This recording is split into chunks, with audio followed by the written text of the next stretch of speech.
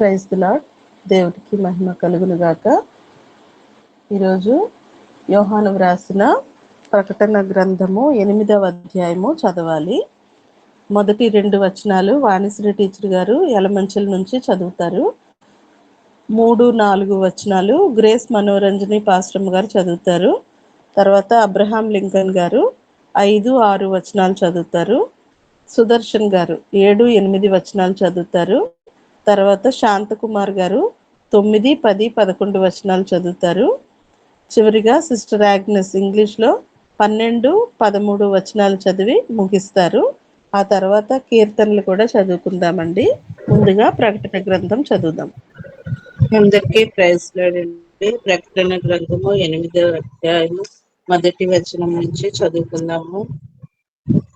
ఆయన 7వ ముద్రను విప్పినప్పుడు పరలోకమందు ఇంచుమించు అరగంట సేపు నిశ్శబ్దముగా ఉండెను. అంతటా నేను దేవుని ఎదుట నిలుచు 7 దూతలను చూచితిని. వారికి 7 బూరలు ఇయ్యబడెను. ఆమేన్. మరియు సువర్ణ ధూపార్తి చేత పట్టుకుని ఉన్న వేరొక దూత వచ్చి బలిపీఠం ఎదుట నిలువగా సింహాసనం ఎదుట ఉన్న సువర్ణ బలిపీఠం పైన పరిశుద్ధులందరి ప్రార్థనతో కల్పటకై అతనికి బహు ధూపద్రవ్యములు ఇవ్వబడెను. అప్పుడు ఆ ధూపద్రవ్యములు వారి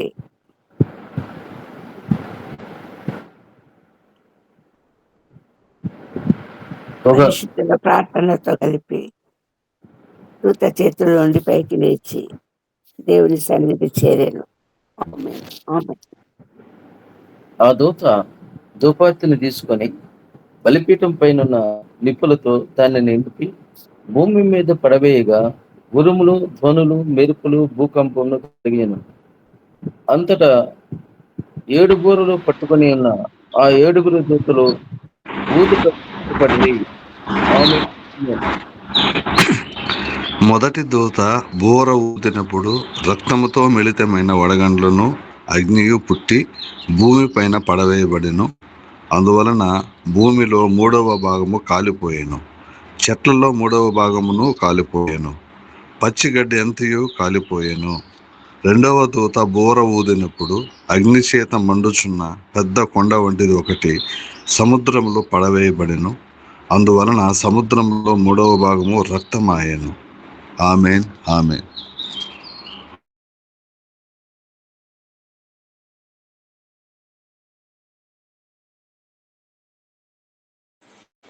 శాంతకుమార్ గారు 9, 10, 11 వచనాలు చదవండి.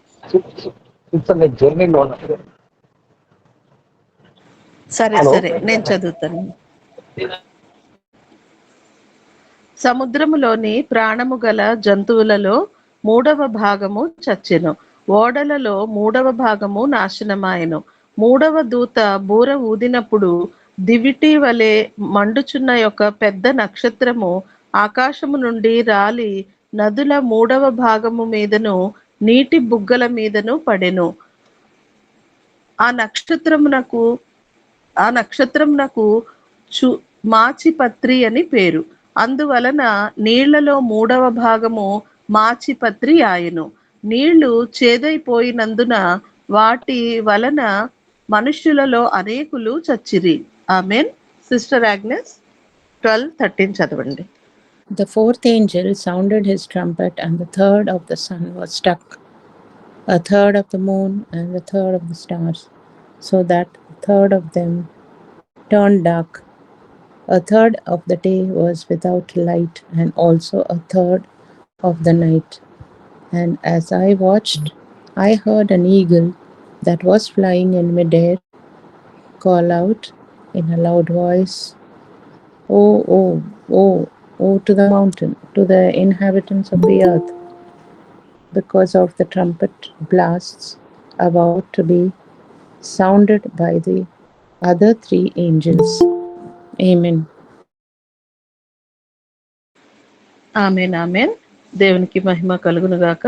చదవబడినటువంటి లేఖన భాగముల ద్వారా దేవుడు మనందరినీ దీవించి ఆశీర్వదించి కాచి కాపాడునుగాక.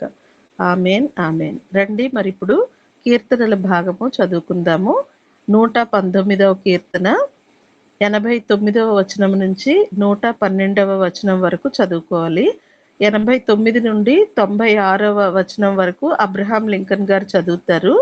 97వ వచనం నుంచి 104వ వచనం వరకు మంజులావాణి గారు చదువుతారు. 105 నుండి 112వ వచనం వరకు సుదర్శన్ గారు చదువుతారు.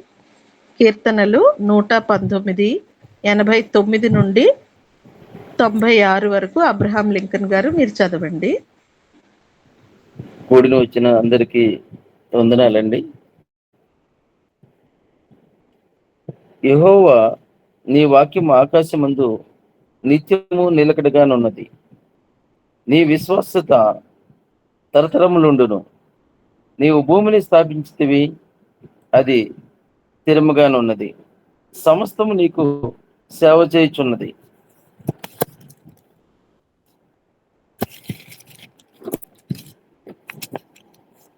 కావున నీ నిర్ణయం చొప్పున అవి నేటికి స్థిరపడి ఉన్నవి. నీవు ధర్మశాస్త్రము నాకు సంతోషం ఇయ్యని ఎడల నా శ్రమయందు నేను నశించి ఉందును. నీ ఉపదేశం వలన నీవు నన్ను బ్రతికించితివి. నేనెన్నడూ వాటిని మరువను. నీ ఉపదేశములను నేను వెతుకుచున్నాను. నేను నీ వాడనే, నన్ను రక్షించుము. నన్ను సంహరింపవలనని భక్తిహీనులు నా కొరకు పొంచి ఉన్నారు. అయితే నేను నీ శాసనములను తలపోచున్నాను. సకల సంపూర్ణతకు పరిమితి కలదని నేను గ్రహించి ఉన్నాను. నీ ధర్మోపదేశము అపరిమితమైనది. మేం ఆమెన్ ఆమెన్ ఆమెన్.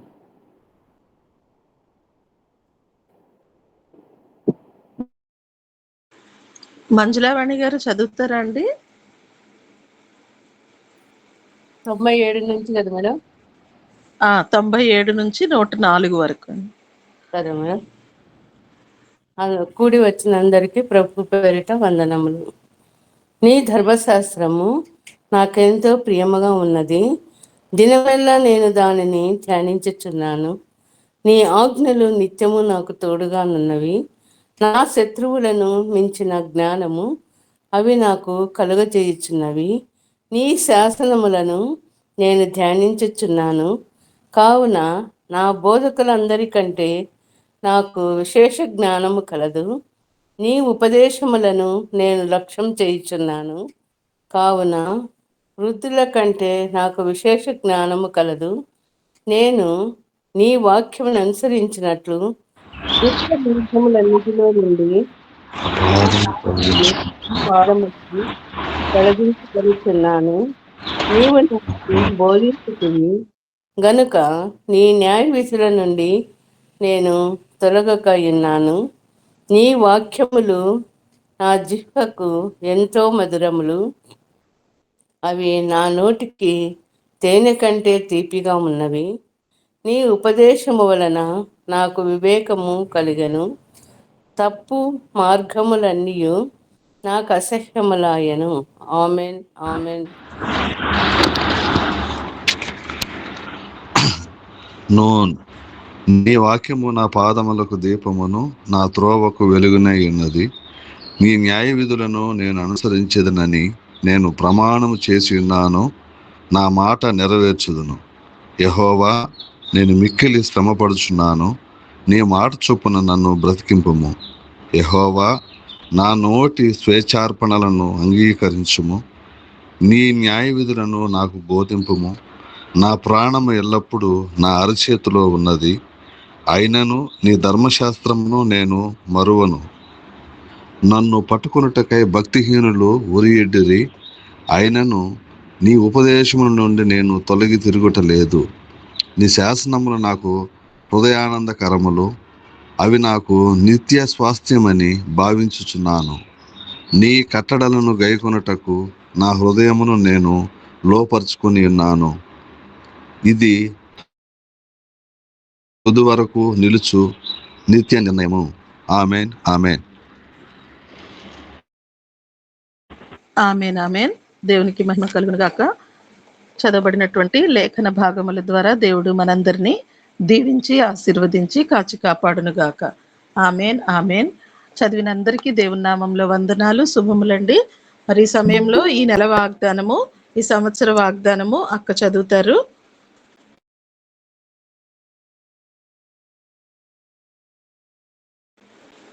అక్క చదువుతావా? ఈ నెల వాగ్దానము యోహాను సువార్త 14వ అధ్యాయము 3వ వచనం. నేను వెళ్ళి మీకు స్థలము సిద్ధపరచిన యెడల నేను మీకు స్థలములో మీరులో ఉండులాగున మరలా వచ్చి నా యొద్ద నుండుటకు మిమ్మల్ని తీసుకుని పోదును. ఈ సంవత్సర వాగ్దానము 2వ కొరింథీయులకు రాసిన పత్రిక 8వ వచనం. మీరు మన ప్రభువైన యేసుక్రీస్తు కృపపై ఎదుగుదల ఆయన ధనవంతుడై నిరంతర దారిద్ర్యం వలన ధనవంతుల కావాలని మీ నిమిత్తము దరిద్రుడాయను. ఆమేన్ ఆమేన్. Amen amen. చదవబడినటువంటి వాగ్దానములు దేవుడు మన జీవితంలో అనుదినము సఫలపరుస్తూ, మనల్ని క్షేమపరుస్తూ, సంరక్షిస్తూ, పోషిస్తున్న విధానాన్ని బట్టి దేవాది దేవునికి మొదటిగా కృతజ్ఞతాస్తుతులు చెల్లించుకుంటూ ఈ దినపు దీవెనలతో మనందరినీ దీవించి కాచి కాపాడును గాక. Amen amen. మరి ఈరోజు పునరుద్ధాన దినము, అందరూ సంఘాలలో ప్రార్థనలు చేస్తూ ఉంటారు కాబట్టి అందరి కొరకు మనము కూడా మన ప్రార్థనలో జ్ఞాపకం చేసుకుందాము. రండి, మరి ప్రశస్తమైనటువంటి సమయంలోకి మనం